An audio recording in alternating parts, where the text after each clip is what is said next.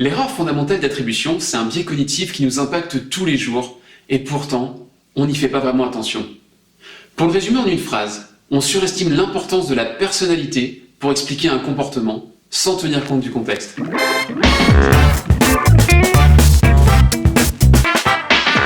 La première mise en évidence formelle de ce biais cognitif est l'œuvre de deux psychologues de Princeton en 1977, John Darley et Daniel Batson.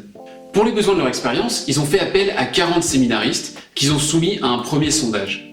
Celui-ci permettait de déterminer s'ils voulaient devenir prêtres plutôt pour le salut de leur propre âme ou pour aider leur prochain. Mais évidemment, ça s'arrêtait pas là. Les participants étaient ensuite envoyés dans un autre bâtiment situé à 5 minutes de marche pour un deuxième entretien.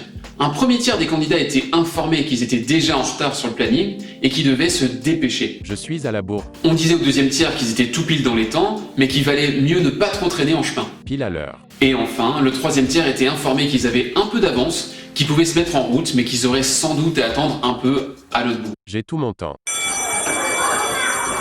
Et si je faisais un détour? Dernier twist de l'expérience, sur le chemin de nos séminaristes, un complice des chercheurs était affalé sous un Porsche, apparemment évanoui. Vous vous en doutez, c'est là-dessus que portait l'étude des psychologues. Est-ce que les apprentis prêtres allaient s'arrêter pour aider leur prochain en détresse? Eh ben au total, 40% d'entre eux l'ont fait. Mais ils étaient que 10% parmi le groupe pressé par le temps, contre 45% parmi ceux qui avaient tout juste le temps, et 63% de ceux qui avaient pas mal de temps devant eux. Et c'était impossible de trouver une corrélation entre le choix de s'arrêter pour aider l'homme en détresse et les raisons fondamentales des séminaristes de s'orienter vers une carrière de prêtre, qu'elle soit égoïste ou altruiste. Juger ces futurs hommes d'église sur leur choix de porter assistance aux complices des chercheurs serait donc fondamentalement faux. Le facteur clé ici étant le contexte. Vous venez de la reconnaître, c'est l'erreur fondamentale d'attribution. Je vous propose de faire une ellipse temporelle pour monter en voiture ensemble et aujourd'hui. C'est vous qui prenez le volant. On aborde un rond-point.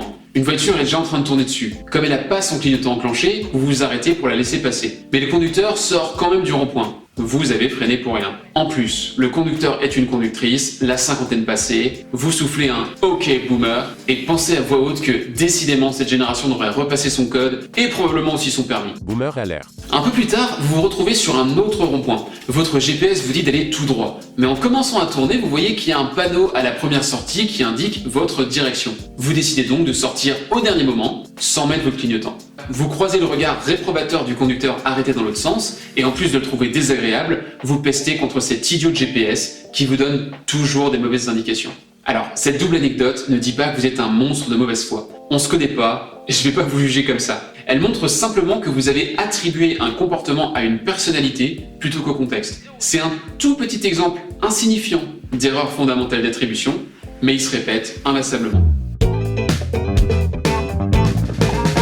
En tant que vendeur, il y a deux façons d'utiliser notre connaissance de l'erreur fondamentale d'attribution, sur nos prospects et sur nous-mêmes. Pour commencer, quand un prospect vous dit qu'il n'a pas beaucoup de temps, plutôt que de faire vite et de vous précipiter pour faire tenir en 10 minutes ce qui devrait en prendre normalement 20, vous feriez mieux de battre en retraite poliment. Utilisez ces 10 minutes pour sortir votre agenda, Boomer à l'air. ou votre smartphone, on est en 2020, c'est qui le boomer maintenant? Et reprogrammer un entretien quand il aura le temps. Si vous faites pas ça, pour commencer, votre prospect n'imprimera pas ce que vous lui dites. Une étude de CBS et TNS a par exemple comparé ce que deux groupes de cobayes retenaient d'affiches publicitaires.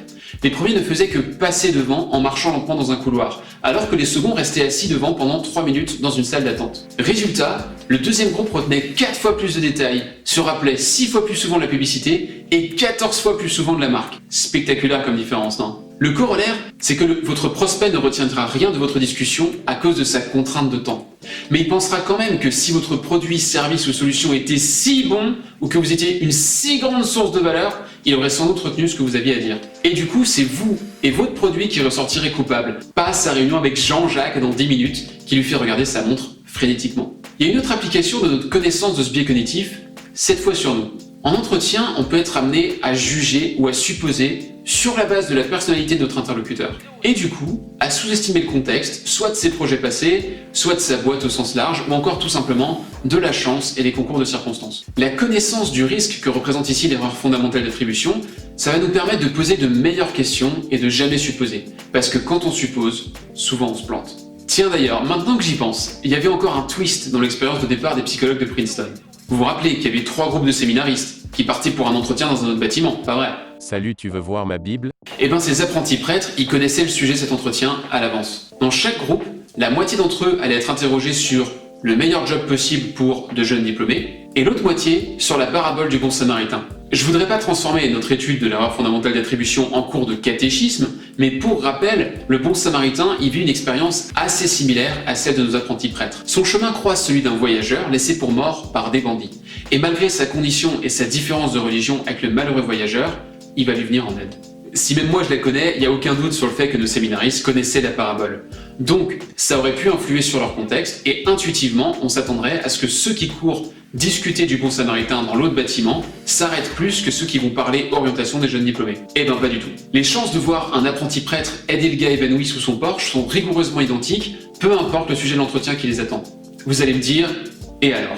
Vous voyez ici qu'un élément de contexte, le sujet de discussion, n'a aucune influence, alors qu'un autre, la contrainte temporelle, a un pouvoir presque absolu sur la réaction de nos cobayes. Donc on a une sorte de double erreur fondamentale d'attribution. Mind blowing. Concrètement, ça nous invite surtout à la plus grande objectivité possible quand on explore la situation d'un prospect. Et ça nous invite à ne jamais tirer de conclusions hâtives et à toujours garder un regard aussi objectif que possible sur l'action de nos interlocuteurs et sur le contexte. Allez, c'est tout pour l'instant et on se retrouve très vite pour explorer ensemble un autre biais cognitif.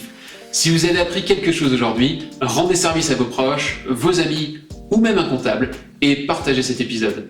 Et si vous trouvez que j'ai raconté n'importe quoi, venez m'insulter en commentaire. À bientôt!